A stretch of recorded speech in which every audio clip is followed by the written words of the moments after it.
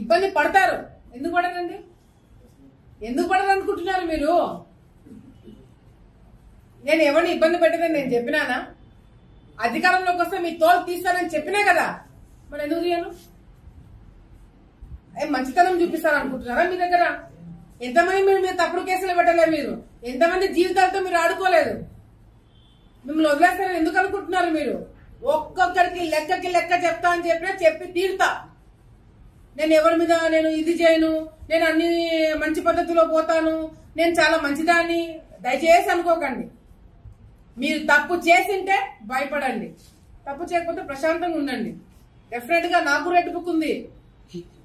Red book అంటున్నారు, పెట్టుకున్నా red book నేను కూడా. దాంట్లో మీ పేర్లన్నీ ఉన్నాయి.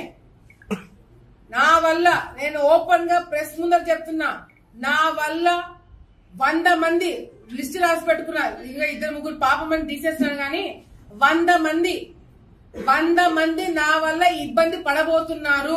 ఓపెన్ గా చెప్తున్నాను. 100 మంది లిస్ట్ నా దగ్గర ఉంది. ఆ 100 మందిని ఇబ్బంది పెట్టబోతున్నాను. అంటే ఇబ్బంది పెట్టబోతున్నాను అంటే కట్ట తీసుకొని కొడతానో చంపుతానో అట్లా ఇబ్బంది కాదు. అట్లా భయపడకండి. లీగల్ గా మళ్ళీ చెప్తున్నా, లీగల్ గా మీ మీద యాక్షన్ తీసుకుంటాం.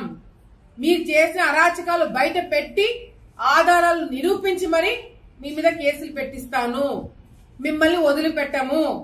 ఎందుకంటే ఆలగడ్డ రాజకీయాలను నాశనం లేపింది మీరు కాబట్టి మీకు శిక్ష పడబోతుంది. మీరు జాగ్రత్తగా ఉండండి అని నేనే చెప్తున్నా.